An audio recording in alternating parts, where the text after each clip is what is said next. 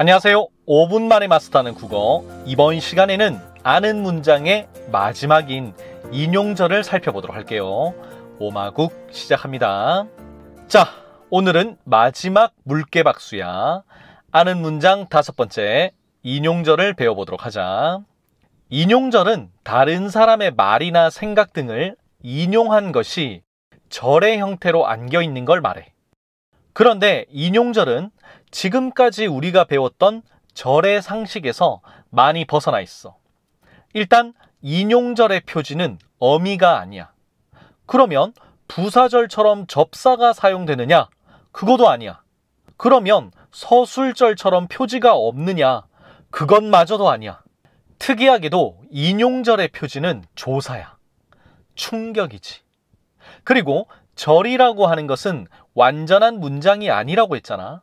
그런데 인용절에서는 완전한 문장도 인용절로 안길 수가 있어. 충격이지. 이처럼 굉장히 특이한 느낌을 주는 인용절을 차근차근 차범근 다뤄보도록 하자. 먼저 인용의 방법에는 직접 인용과 간접 인용이라는 게 있는데 예문을 보면서 설명해 줄게. 철수는 나는 집에 갈래 라고 말했다. 이 문장에서는 화자가 철수가 한 말을 그대로 따왔어. 즉, 철수의 말을 직접적으로 인용한 거야. 그렇기 때문에 큰 따옴표로 직접 인용한 말을 표시하고 있고 여기에 부사격 조사 라고가 결합되었어. 큰 따옴표와 라고를 보면서 우리는 나는 집에 갈래가 직접 인용이라는 걸 알게 되는 거지. 또한 부사격 조사가 결합되었기 때문에 인용절은 부사어의 기능을 하고 있다고 봐야겠지. 말하긴 말했는데 나는 집에 갈래 라고 말한 거잖아. 수식을 받고 있지. 그리고 나는 집에 갈래를 딱 떼어놓고 보면 부족함이 없는 완전한 문장이지. 즉 완전한 문장인데도 인용절로 사용될 수 있다는 걸 알 수가 있어. 참고로 나는 집에 갈래 라고 까지를 인용절로 보느냐, 나는 집에 갈래 까지만 인용절로 보느냐는 학자들 사이에서 아직까지도 결론이 안 난 아주 첨예한 문제야. 오마국에서는 부사격 조사의 일반적인 지위를 고려해서 부사격 조사가 결합한 형태인 나는 집에 갈래 라고를 인용절로 간주할게. 철수는 집에 가겠다고 말했다. 여기서는 철수가 한 말을 화자가 그대로 전달하는 게 아니라 자기 나름대로 표현을 정리한 뒤에 인용하고 있는데 이를 간접 인용이라고 해. 간접 인용에서는 별도의 큰 따옴표를 쓰지 않고 부사격 조사 라고가 아닌 고가 결합되고 있어. 어떤 사람들은 라고와 고를 인용격 조사라고도 하는데 선생님은 개인적으로 이 말은 문제가 많은 용어여서 될 수 있으면 안 쓰는 게 좋다고 생각해. 왜냐하면 주격 조사는 주어, 서술격 조사는 서술어, 목적격 조사는 목적어, 복격 조사는 보어, 관형격 조사는 관형어, 부사격 조사는 부사어, 혹격 조사는 독립어, 인용격 조사는 인용어? 인용어라는 건 없잖아. 학교 문법에서는 인용된 말은 부사어로 처리하고 있기 때문에 부사격 조사라는 말이 훨씬 더 합리적이야. 사실 인용격 조사는 결국 부사격 조사의 한 종류인 거야. 인용격 조사에 격조사의 지위를 부여한 것에 대해서도 사실 논란이 많아. 따라서 오마국에서는 인용격 조사 대신에 부사격 조사라는 말을 쓰도록 할게. 선생님이 이 말을 굳이 하는 이유는 너희들이 혹시 다른 강의나 교재를 볼 때 헷갈릴 수도 있기 때문에 미리 설명해 주는 거야. 직접 인용을 나타내는 표지인 라고는 문장의 종류에 상관없이 그대로 쓰여.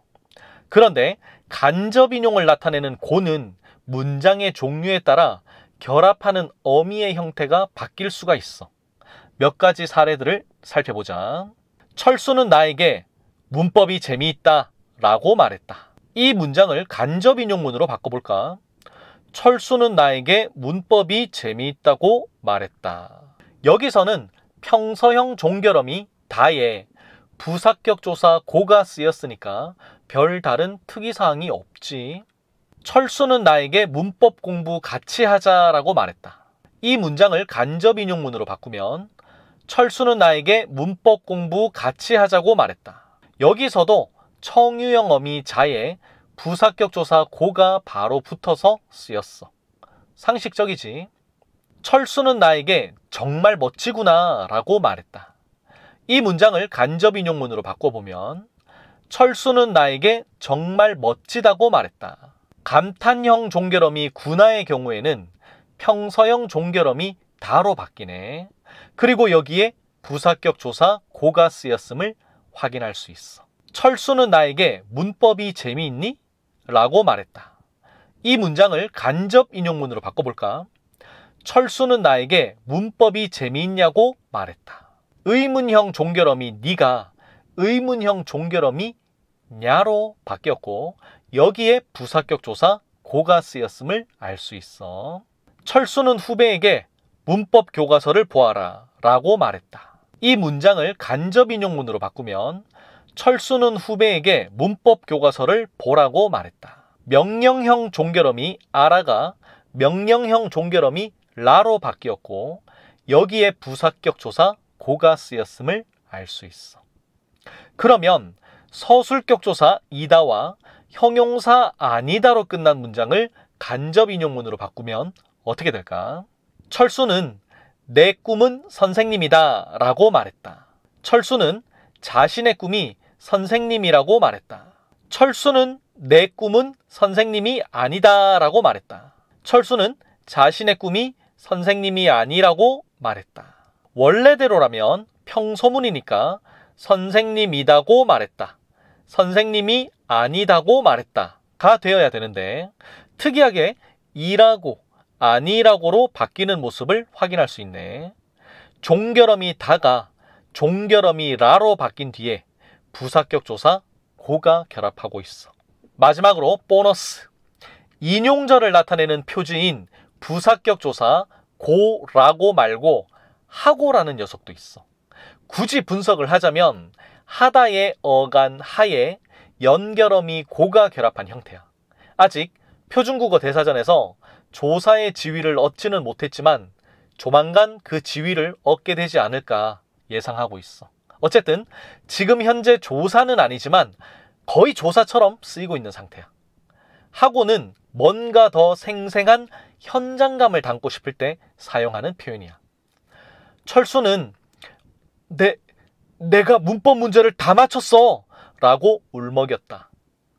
철수는 내가 문법 문제를 다 맞췄어 하고 울먹였다. 아래 문장이 좀 더 생생하다는 느낌을 주는 것 같아. 그리고 하고는 음성상징어를 인용할 때도 사용돼. 의성어나 의태어는 현장감이 중요하기 때문이야. 철수가 던진 공이 쑥 하고 미트에 꽂혔다. 영수가 받아친 공이 쨍그랑 하고 소리를 내며 집 안으로 날아갔다. 쑥 라고 쨍그랑 라고 표현을 하면 오히려 더 어색해져 버리지. 자, 선생님이 특별히 외우라고 하지 않은 건 외우지 않아도 돼. 외우라고 하지 않은 건 그냥 이해만 해도 충분하기 때문이야. 인용절이 좀 특이해서 약간은 까다로웠지만 그래도 잘 받아들였을 거라고 믿어. 이로써 안긴 문장, 즉 절에 대한 탐구도 끝이 났어. 다음 시간부터는 문법 요소에 대해서 공부해 보도록 하자. 오늘은 여기까지. 하산의 끝!